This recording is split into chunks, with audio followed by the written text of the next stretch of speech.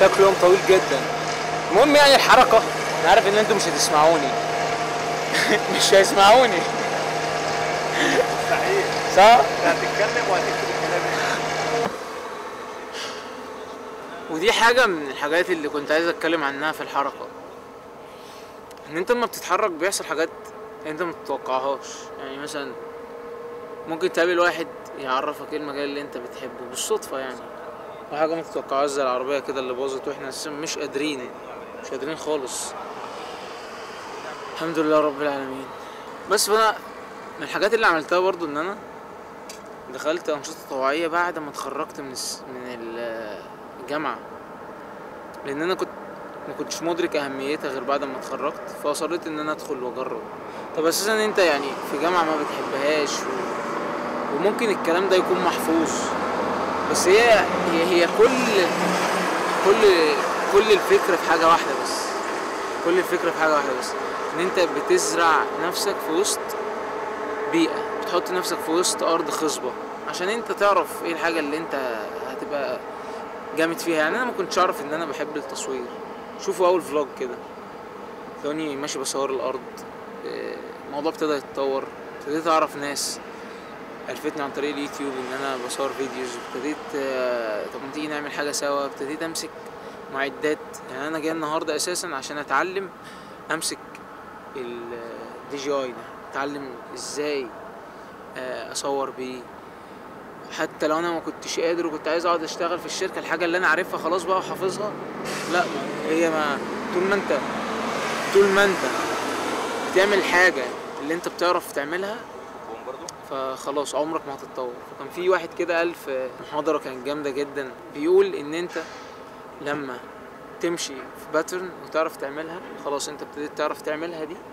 يعني ابتديت تعرف تعمل الدايره دي وابتديت تعرف توصلها ببعضها فتنور، خلاص سيبها، دور على دايره جديده وعاده جديده انت ما بتعرفش اساسا تعملها، واقعد بقى حاول فيها لغايه اما تلاقيها بتنور. وممكن دي تبقى بالنسبه لك افضل من دي، فتعرف انت ايه ده، انا اكتشفت الحاجه اللي انا بحبها ازاي صدفه.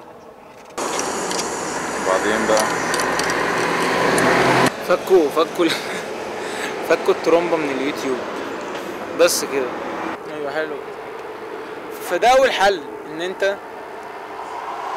ترمي نفسك كده في وسط الحاجات اللي انت مش عارفها وتقعد تجرب لغايه اما تلاقي الحاجه اللي انت عايزها.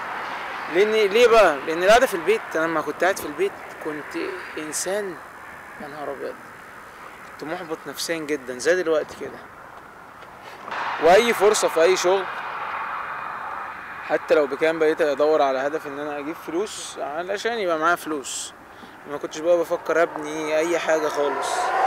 وما بتقعد في البيت ما بيبقاش عندك حاجه تقيس عليها انت واصل فين دلوقتي. يعني ما بيبقاش عندك حاجه تقيس عليها انا دلوقتي بقيت كويس في كذا، انا دلوقتي بقيت كويس في كذا، انا دلوقتي بقيت كويس في كذا خالص. يعني ما بيبقاش في معيار اساسا. انت قاعد في البيت بتلعب نيد فور سبيد وبيكام ليجند، فاهم، تبقى حقق طموحي في اللعبه.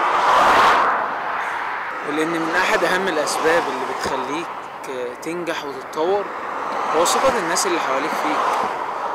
يعني انا لو عمرو ما كانش واثق مثلا فيا في ان احنا نفتح اتقان سوا كنتش فتحتها دلوقتي، مع اني قلت له يا ابني انا مش بالكفاءة اللي انت محتاجها. قال لي هنتعلم وهندوس وبنعمل. يعني لازم يعني خروجك من البيت، انا بحكي لك يعني من واقع تجربتي المريرة، خروجك من البيت هو اللي هيفرق في حياتك. حتى لو نازل بس يعني تهزر مع ناس شغالة هتتعلم.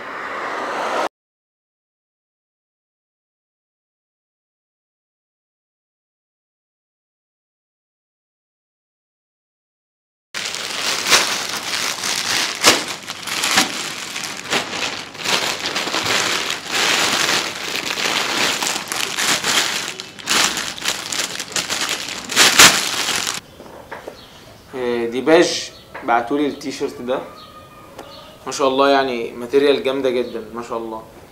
هو انا طبعا كان من اهداف الفلوجز ان انا اسبورت صحابي اللي بيفتحوا شركات صغيره او عندهم اي اكتيفيتي كده بيعملوه ومحدش يعرفه بس كويس ونضيف. فكان هدفي من الفلوج ان انا ابقى دعم ليهم باي شكل حتى لو كان بسيط. فطبعا صديقي هو اللي عامل الشركه دي محمد، وبعتولي التيشيرت طبعا متشكر جدا. هو انا طبعا اللويالتي بتاعتي لاستبرق ليه؟ لان انا الهويه بتاعت البراند دي بتمثلني بشكل كبير جدا، بلس ان استبرق كلاينت عندنا في اتقان، فكأنها شركتي بالظبط، انا اللي بعمل لها السوشيال ميديا ماركتنج انا وعمرو.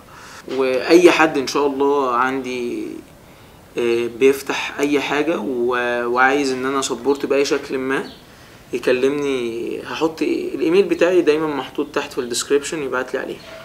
يلا سلام عليكم.